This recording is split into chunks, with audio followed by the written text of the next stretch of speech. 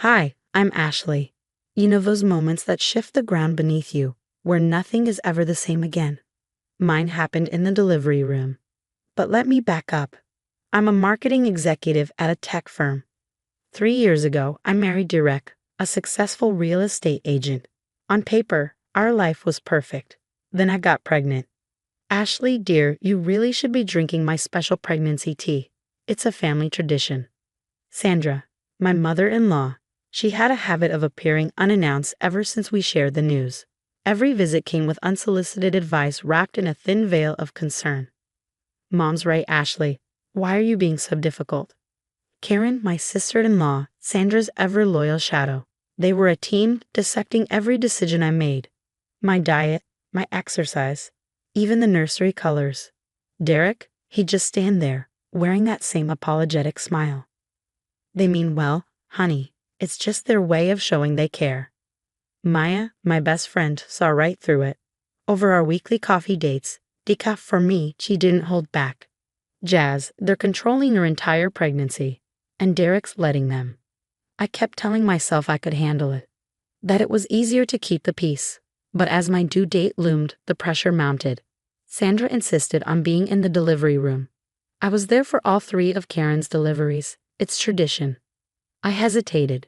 Derek didn't. That look, the one that meant just give in, was all it took. Then the day came.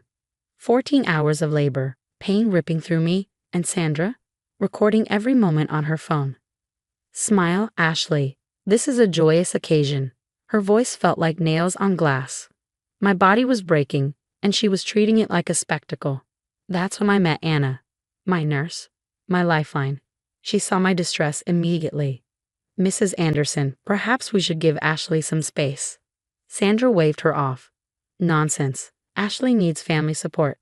Another contraction. My fingers dug into the rails. A deep, guttural groan escaped me. And then, Mom's right. You're embarrassing us. Derek's voice, sharp, cold. Then his hand. The crack of skin against skin echoed through the room. Everything stopped. Anna gasped. Even Sandra lowered her phone. Maya, who had just walked in, froze, then dropped her coffee, the cup shattering against the tile. And then chaos. The emergency button.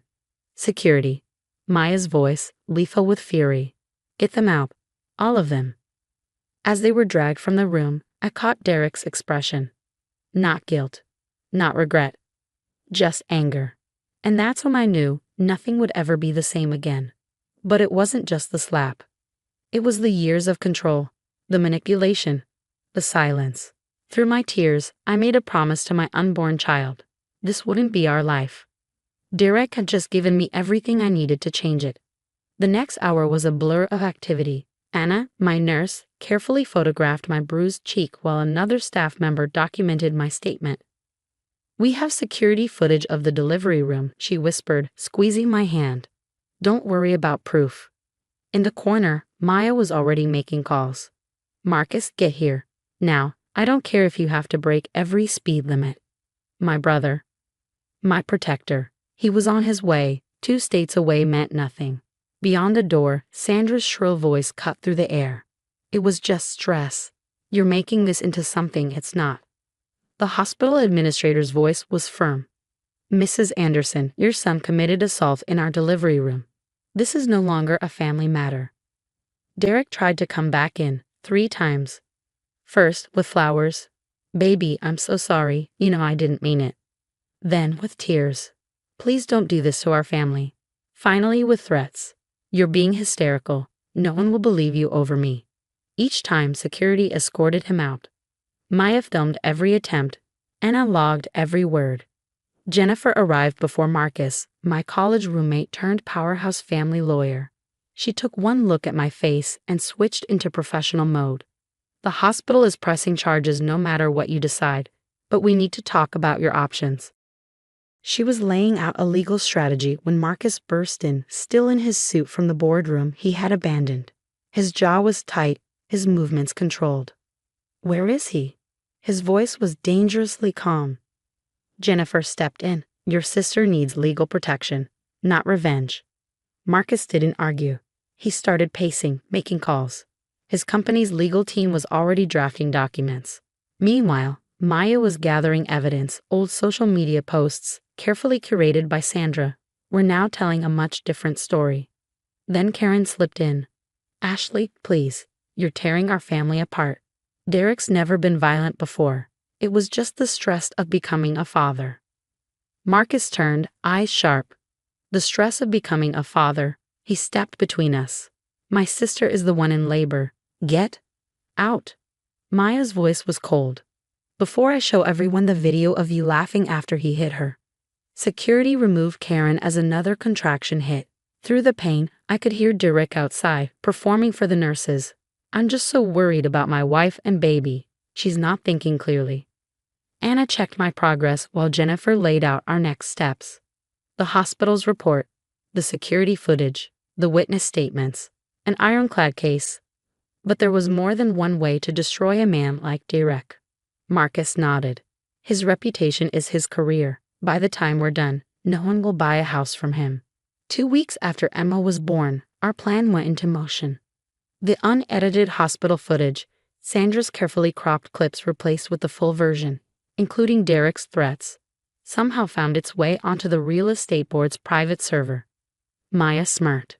Right before his biggest listing presentation of the year, Marcus's tech team ensured the video landed in every board member's inbox. I was feeding Emma when my phone exploded with notifications. Karen had rushed to Derek's defense online, inadvertently confirming the video's authenticity. Within hours, local news picked up the story. Prominent realtor assaults wife during childbirth. And then came Sandra's final act. Emma's first checkup, the pediatrician's office. She ambushed us in the waiting room, eyes wild, voice shaking with fury. After everything we'd done for you, Derek built your perfect life. Anna, now a close friend, was working that day. She caught everything on video, including Sandra lunging for Emma's carrier. The police arrived just as Sandra shrieked, "You'll never survive without our family's connections." Marcus stepped forward, unshaken. "My sister's doing just fine. Your son is the one who should worry about survival." And for once, Sandra had no response. Derek's downfall wasn't loud. It wasn't explosive. It was a quiet, inevitable collapse, one he never saw coming. His brokerage placed him on leave, citing the ongoing investigation. 3 major clients severed ties publicly. His once polished social media presence turned against him as old posts resurfaced. Subtle put-downs, controlling comments, the red flags we had all ignored. The final blow came from an unexpected source. His former assistant sent an email to his entire client list. If he hid his wife in a delivery room full of witnesses, imagine what happened behind closed doors. That night, as Emma slept beside me and Maya and Anna set dinner on the table, I felt peace. Not satisfaction, not triumph, just peace. Marcus and Jennifer arrived with legal updates, and in that moment I realized something profound. I hadn't just escaped Derek's family, I had built my own. 6 months later, we gathered in court one last time. Derek's lawyer looked beaten before the hearing even began. The video evidence, the witness testimonies, the documented pattern of abuse. There was no room for negotiation. Full custody granted to the mother, the judge declared.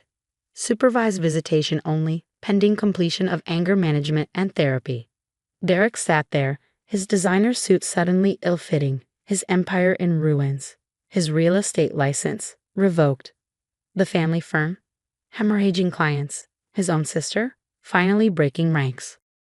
Karen had visited me the week before, looking older, worn down by the truth. "I'm sorry, Ashley. I should have seen it sooner." She testified against him, recalling incidents she had ignored. One by one, the cracks shattered Sandra's perfect family narrative. As for Sandra, her social circle evaporated overnight. No more charity board positions. No more country club committees. Funny how quickly pillars of the community crumble when their foundations rot. Derek, he left the state, trying to rebuild. Sandra still sends cards to Emma. They go straight into the documentation file. Karen's new business is thriving, proof that cutting out toxicity helps everyone grow. And me? I'm raising my daughter in a home built on love, surrounded by people who value kindness over control. Emma will grow up knowing that a perfect family isn't measured by social media posts. but by respect and support. Watching her giggle in Marcus's arms, I smiled, a real, unforced smile. Because sometimes the happy ending isn't what you imagined. Sometimes it's better. What would you have done if your mother-in-law demanded you smile for social media while in active labor? And what should the consequences be for a man who assaults his wife during childbirth? Is losing his career and social standing enough, or should there be more?